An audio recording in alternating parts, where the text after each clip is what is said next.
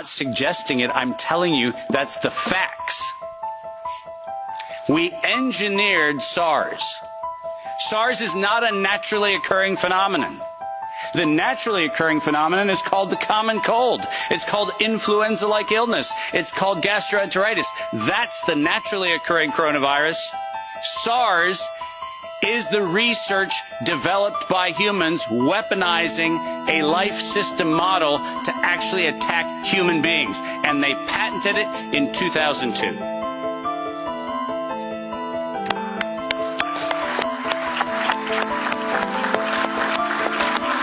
And in 2003, giant surprise, the CDC filed the patent on coronavirus isolated from humans in violation, once again, of biological and chemical weapons treaties and laws that we have in the United States. And I'm very, very precise on this. The United States likes to talk about its rights and everything else and the rule of law and all the nonsense we like to talk about.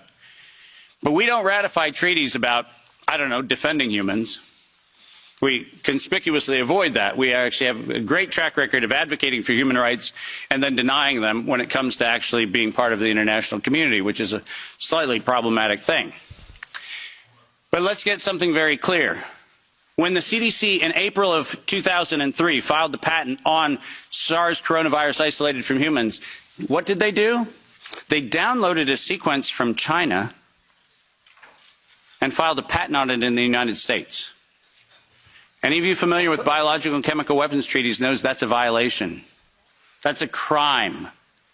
That's not an innocent oops. That's a crime. And the United States Patent Office went as far as to reject that patent application on 2 occasions until the CDC decided to bribe the Patent Office to override the patent examiner to ultimately issue the patent in 2007 on SARS coronavirus. But let's not let that get away from us, because it turns out that the RT-PCR, which was the test that we allegedly were going to use to identify the risks associated with coronavirus, was actually identified as a bioterrorism threat by me in the European Union-sponsored events in 2002 and 2003, 20 years ago. That happened here in Brussels and across Europe. In 2005, this particular pathogen was specifically labeled as a bioterrorism and bioweapon platform technology. Described as such. That's not my terminology that I'm applying to it. It was actually described as a bioweapons platform technology in 2005. And from 2005 onwards, it was actually a biowarfare enabling agent, its official classification from 2005 forward. I don't know if that sounds like public health to you. Does it? Biological warfare enabling technology. That feels like not public health. That feels like not medicine. That feels like a weapon designed to take out humanity. That's what it feels like. And it feels like that because that's exactly what it is. We have been lured into believing that EcoHealth Alliance and DARPA and all of these organizations are what we should be pointing to. But we've been specifically requested to ignore the facts that over $10 billion have been funneled through black operations through the check of Anthony Fauci and a side-by-side ledger where NIAID has a balance sheet and next to it is a biodefense balance sheet equivalent dollar-for-dollar matching that no one in the media talks about. And it's been going on since 2005. Our gain-of-function moratorium, the moratorium that was supposed to freeze any efforts to do gain-of-function research. Conveniently, in the fall of 2014, the University of North Carolina, Chapel Hill received a letter from NIAID saying that while the gain-of-function moratorium on coronavirus in vivo should be suspended, because their grants had already been funded, they received an exemption. Did you hear what I just said? A biological weapons lab facility at the University of North Carolina, Chapel Hill, received an exemption from the gain-of-function moratorium so that by 2016 we could publish the journal article that said SARS coronavirus is poised for human emergence in 2016. And what, you might ask, Dave, was the coronavirus poised for human emergence? It was WIV1. Wuhan Institute of Virology Virus 1. Poised for human emergence in 2016 at the proceedings of the National Academy of Sciences, such that by the time we get to 2017 and 2018, the following phrase entered into common parlance among the community. There is going to be an accidental or intentional release of a respiratory pathogen. The operative word, obviously, in that phrase, the word release. Does that sound like leak? Does that sound like a bat and a pangolin went into a bar in the Wuhan market and hung out and had sex, and lo and behold, we got SARS-CoV-2? No.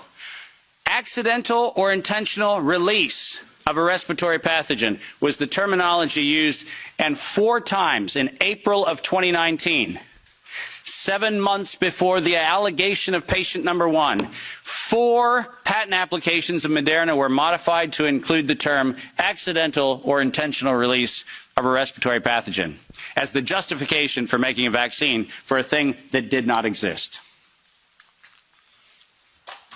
Keep going.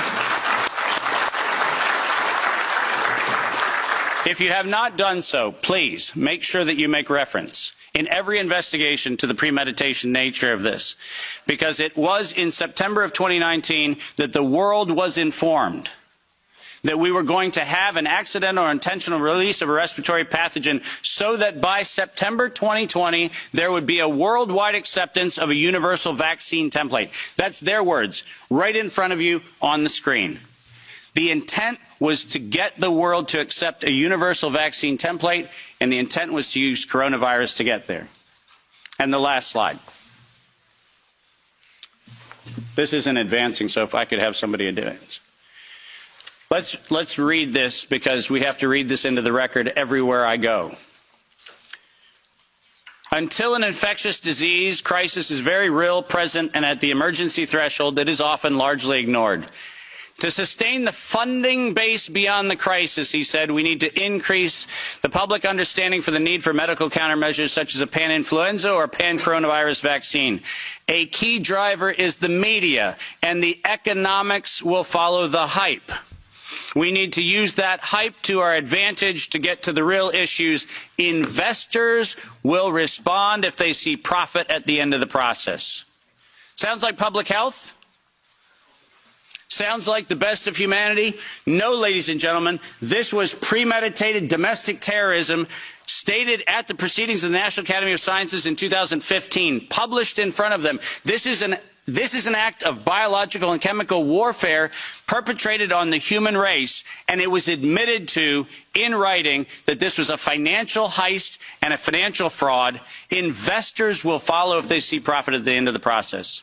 Let me conclude by making 5 very brief recommendations. The last slide. Nature was hijacked. This whole story started in 1965 when we decided to hijack a natural model and decide to start manipulating it. Science was hijacked when the only questions that could be asked were questions authorized under the patent protection of the CDC, the FDA, the NIH, and their equivalent organizations around the world. We didn't have independent science. We had hijacked science. And unfortunately, there was no moral oversight in violation of all of the codes that we stand for. There was no independent, financially disinterested, independent review board ever impaneled around coronavirus, not once. Not once. Not since 1965. We do not have a single independent IRB ever impaneled around coronavirus. So morality was suspended for medical countermeasures. And ultimately, humanity was lost because we decided to allow it to happen. Our job today is to say, no more gain-of-function research, period. No more weaponization of nature, period. And most importantly, no more corporate patronage of science for their own self-interest unless they assume 100% product liability for every injury and every death that they maintain. Thank you very much.